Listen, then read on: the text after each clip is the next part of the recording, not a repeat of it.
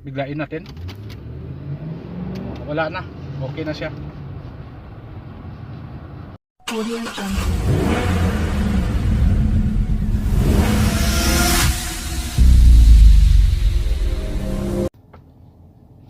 What's up mga katropa? So mayroon tayong Ford Expedition 2010 model. Ang kino-complain ng customer nito, pag tumatakbo siya, palyado raw yung makina niya. So pag nakahinto siya, hindi naman palyado yung makina niya. I-check muna natin sa computer kung ano yung problema nito. Tara. So self test muna natin. Check natin. Tapos all DTC tayo.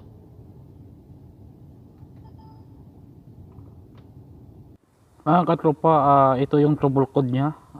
Hindi naman related ito sa makina. Hindi related ito sa kino-complain ng customer. So wala naman siyang pending sa makina na trouble code at saka sa transmission.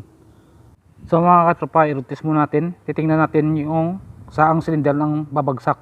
Kasi babagsak yan eh. Babagsak yan pag may na ang kuryente.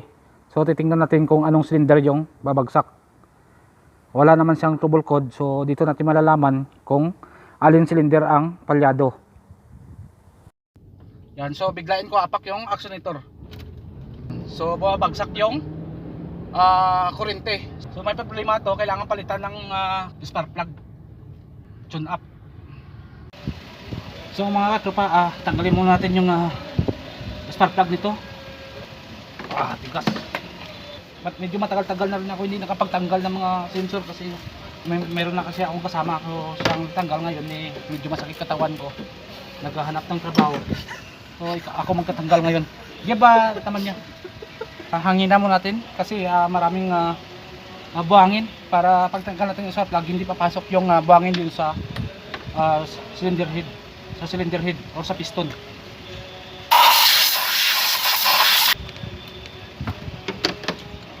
So mga katropa, tanggalin natin yung throttle body. Yan mga katropa, sobrang dumi yung throttle body nya. So kailangan natin yun tanggalin tapos linisan natin.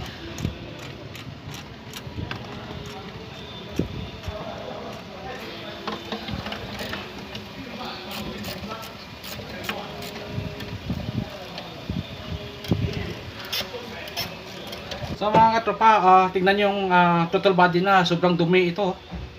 Sobrang dumi, kaya minsan nagpupugak-pugak yung bone nito. So sobrang dumi. So kailangan pag naglinis kayo, wag nyong itulak ito yung parang butterfly nya. Wag yung itulak yan. Kasi nasisira tong throttle nya.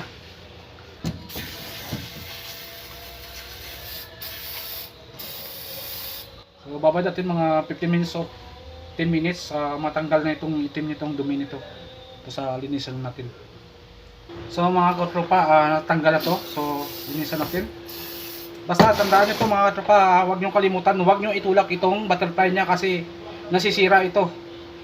So lalo na sa mga Nissan, huwag kayong magtanggal ng throttle body ng Nissan kung wala naman lang kayo na pang relearn, kasi tataas yung RPM nya pag tinanggal nyo. Ganun rin sa GMC. So mga katropa, kung wala kayong hangin, punasan nyo na lang ng malinis na basahan.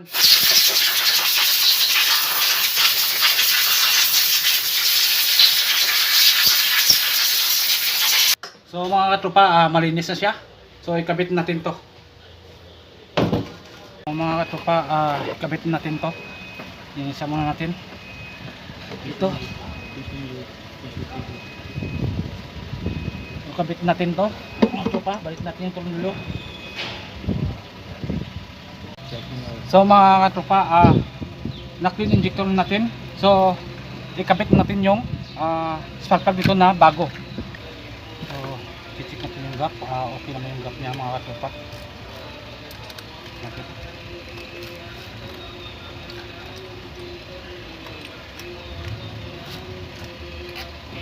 Ang pag-igpit ng spark plug mga katropa, ganito lang yan.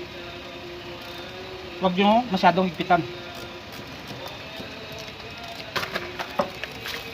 So mga katropa, kabit natin yung coil.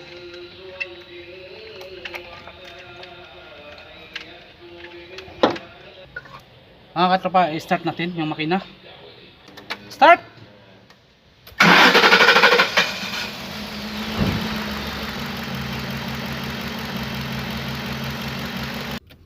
Mga katropa, tingnan nyo naman, okay na yung ano niya. Okay na yung power balance niya. So i-road test natin, titingnan natin, biglain natin yung accelerator kung babagsak ba yung kurente niya. Yan, biglain natin. Wala na, okay na siya.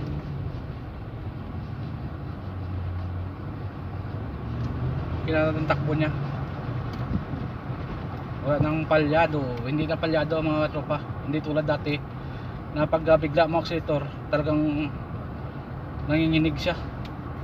Ngayon okay na, okay na.